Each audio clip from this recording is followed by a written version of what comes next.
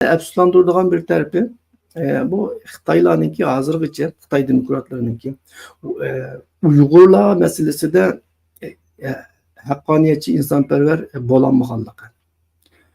Hong Kongluk Xitay demokratları, Hong Kongluk Xitaylar yoki ularni Xanzular deb turay. Hong Kongluk Xanzular ular Uygurlar uchun haqli gaplarni qildi. Hatto Sharq Turkistonning bayrog'ini namoyishlarda elib chiqqanligi bo'ldi. Aferin.